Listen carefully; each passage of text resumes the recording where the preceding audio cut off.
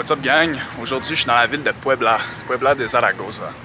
Une ville qui a été fondée dans les 1530 quand les Espagnols sont arrivés. Puis ici c'est une vallée dans le fond qui n'était pas peuplée auparavant par des autochtones. Il y avait seulement des autochtones dans les environs comme Cholula puis Tlaxcala. Puis je vais faire des vidéos là-dessus, vous pouvez aller les voir. Mais il y a beaucoup d'affaires intéressantes qui se sont passées ici, notamment durant les temps coloniaux. Puis quand que les Mexicains qui vivent ici ont dû défendre la ville des forces françaises. Donc on va aller explorer la ville, voir ce qu'il y a d'intéressant. Let's go!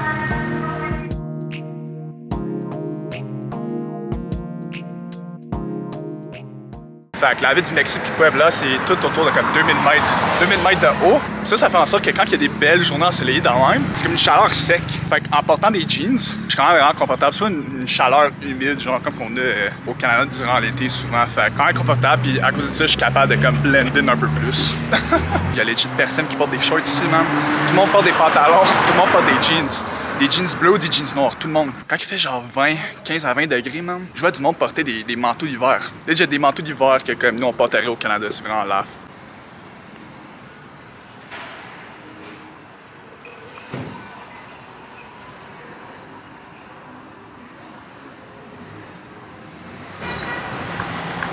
Fait qu'en ce moment, guys, on est dans le centre historique, pur européen, espagnol. La raison pour ça, c'est que, comme je l'avais dit au début de la vidéo, la vallée de Puebla n'était pas peuplée avant. Il n'y avait pas de cités-états autour. Ça a fait en sorte que les Espagnols ont pu vraiment construire à la manière qu'eux ils voulaient, puis pas travailler autour de certains genre temples où ils n'ont pas dû détruire les habitations qu'il y avait là avant. Fait qu'ils ont pu vraiment construire à la manière qu'ils voulaient.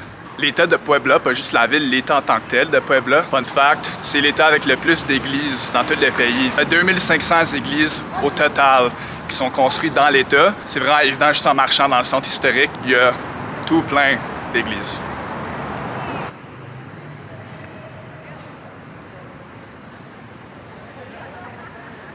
La religion a joué un grand rôle dans la colonisation, que ce soit les Français, les Portugais ou les Anglais. Avec les Espagnols, c'était pas différent. Fait que quand l'équipage à Cortés sont arrivés au Mexique, ils cherchaient pas juste la gloire ou de l'or, ils cherchaient aussi à évangéliser tous les peuples autochtones qu'ils rencontraient. Fait que souvent, ce qu'ils faisaient quand ils conquérissaient un peuple, ils allaient érigir leur croix, ils faisaient la messe, puis ils détruisaient souvent les temples religieux. Quand les Espagnols sont arrivés, les pratiques comme la sodomie, les sacrifices, puis même le cannibalisme étaient des choses vraiment communes. Pas juste dans les peuples autochtones du Mexique, mais comme un peu partout dans les Amériques. Fait que naturellement, les Espagnols étaient vraiment horrifiés par ces genres de pratiques-là. Puis ça a joué un grand rôle dans l'effort qu'ils mettaient à tenter d'évangéliser ces peuples-là.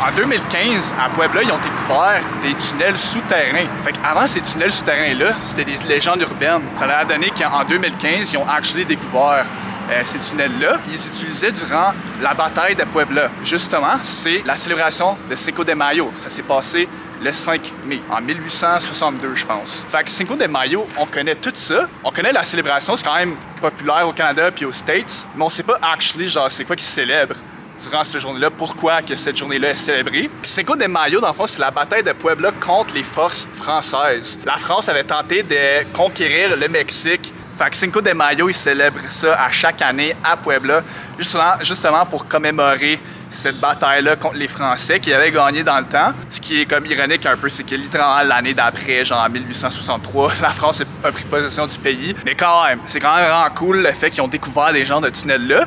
Fait qu'on va aller checker ça, puis yeah!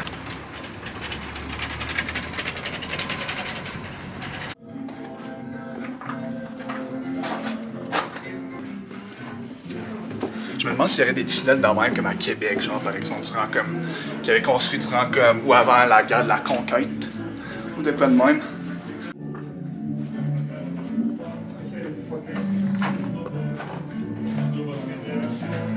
Ici, genre legit, tu pourrais avoir comme un cheval. Tu pourrais passer avec un cheval.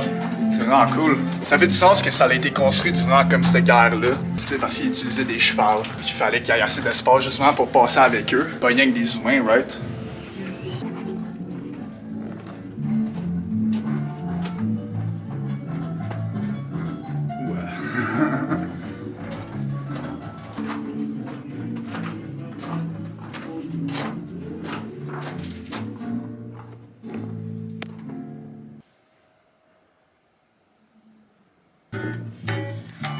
serait nice là, qu'ils mettraient pas de musique, honnêtement. Là. Je trouve que ça matcherait le vibe un peu plus. Là. Mais ça, c'est juste mon opinion. Là. Cinco de Mayo. Fait qu'une des sorties mène ici, les trenches de la bataille.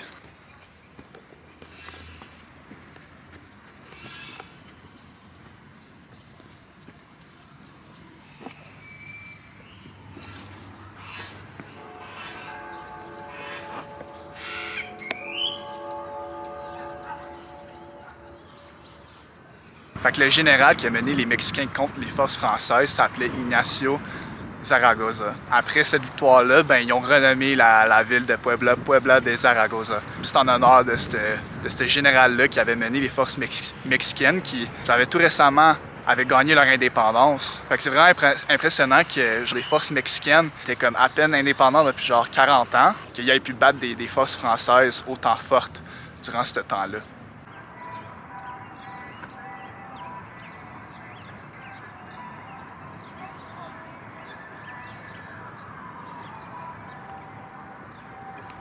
Là, on est au fort Loreto qui s'appelle. À partir d'ici, les Mexicains avaient établi comme leur canon, leur artillerie. Ils ont basically défendu leur ville, man. Quand les Français sont arrivés ici, puis ils ont quand même bien préservé ça. C'est vraiment cool à voir. On peut voir, genre. Il peut encore avoir des canons qui ont installés là. C'est les mêmes qu'il y avait dans le temps. Quand même, l'histoire post-coloniale du Mexique est vraiment intéressante pour moi. La majorité des gens que moi je connais, tu sais, quand ils pensent au Mexique, ils pensent à genre, des places comme Tulum, Cancun.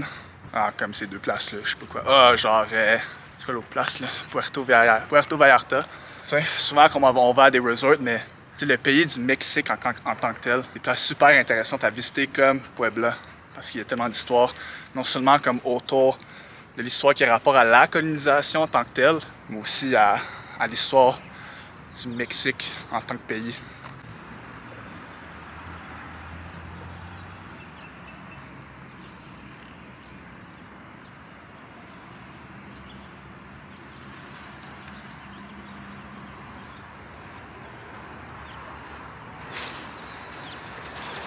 Il y a quelques raisons pourquoi la France avait envahi le Mexique. Il y en a qui ont plus rapport au contexte comme politique des affaires internationales dans ce temps-là. Il y en a d'autres aussi qui ont rapport à l'histoire un peu tumultueuse du Mexique. Fait que quand les Mexiques ont déclaré leur indépendance en 1821, il y avait une série de guerres à la fois civiles puis avec d'autres pouvoirs étrangers. Par exemple, il y a eu la guerre avec les États-Unis en 1845 où le Mexique a perdu le territoire au complet du Texas. Fait que dans le temps, ça c'était comme la moitié de leur territoire. Une autre chose, avant la guerre avec les Français, il y avait des guerres civiles qui se sont passées entre des factions conservatrices et libéraux. Puis en 1859, il y a une de ces guerres civiles-là qui s'est terminée, puis c'est Benito Juárez qui a pris pouvoir du Mexique. L'affaire, c'est que les deux factions de la guerre civile, eux, ils avaient emprunté tout plein d'argent de non seulement la France, mais l'Angleterre puis l'Espagne. Quand il est venu le temps de repayer ces dettes-là, ils ont vite réalisé qu'ils ne pouvaient pas se le permettre. Fait que là, ils ont tenté de négocier avec ces pays-là, mais en vain. Donc c'est pour ça qu'en 1862, la France a décidé d'envahir le Mexique. Maintenant, c'était pas juste pour recueillir de l'argent. Dans le temps, en France, il y avait Napoléon, je pense, c'était comme le troisième. Puis lui, c'était pas juste pour l'argent qu'il allait aller au Mexique. Il avait aussi en tête d'élargir son pouvoir, le pouvoir de la France, vers les Amériques. Parce que rappelez-vous que la France avait perdu Québec, tu sais, la Nouvelle-France. Ils avaient aussi perdu leur colonie en Haïti. Ils étaient basically complètement éliminés des Amériques. Fait que pour Napoléon, pour avoir une empreinte dans les Amériques était important pour lui, puis signifierait la remontée de la France dans les affaires internationales. Le gouvernement de Juárez avait été capable de faire des ententes avec la Nouvelle-Angleterre puis l'Espagne pour pas avoir de conflit, mais quand ça venait à la France, c'était différent.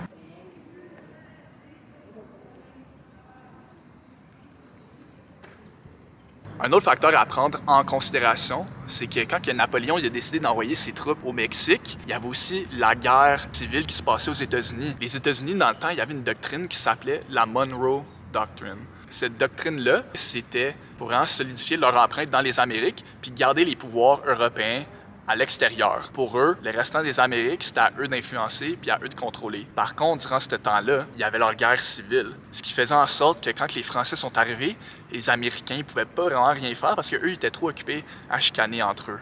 Comme j'ai dit avant, en 1863, la France a pris possession du territoire, mais pas au complet. Fait que jusqu'en 1867, il y avait quelques guerres comme guérilla dans le pays. Donc la France n'a jamais pu réellement imposer son pouvoir au Mexique. Il y avait tout le temps certaines factions dans le pays qui résistaient aux Français. Donc c'est seulement à partir de 1867, quand que la France avait subi plusieurs défaites militaires au Mexique et la guerre civile américaine était finie, que ces deux facteurs-là ont fait en sorte que les Français sont partis du Mexique. Ce qui est triste dans tout ça, par contre, c'est que oui, c'est un triomphe mexicain, défendre son indépendance, sa souveraineté territoriale puis tout ça, mais le pays a continué d'avoir des guerres civiles entre des factions conservatrices puis libérales. Ils s'unissaient tout ensemble pour défendre leur pays, mais après ça, quand ces pouvoirs étrangers-là sortaient, ben ils retournaient comme en guerre. C'est des choses qui arrivent dans des pays comme ça, puis quand il y a des guerres civiles autant fréquemment que ça, ben ça mène souvent à des dictateurs. Puis c'est ça qui est arrivé au Mexique. Porfirio Diaz, c'est un dictateur qui a régné au Mexique pendant très longtemps par la suite. C'est plate parce que c'est des dictateurs, mais en même temps, comme ils amènent la stabilité. C'est des pays qui sont genre chroniquement en guerre civile. Pour eux, c'est genre, il faudrait quelqu'un qui est fort, qui est capable d'avoir l'autorité, de rassembler genre toutes les factions politiques, sociales du pays. Ça a moulé l'identité culturelle mexicaine parce qu'eux se sont défendus, ils ont été capables de s'unir en tant que pays pour défendre leur territoire. Mais en même temps, genre, ils ont eu tellement de guerres civiles entre eux. C'est juste vraiment intéressant de voir comment que ça impacte le pays aujourd'hui, puis son développement, puis son futur.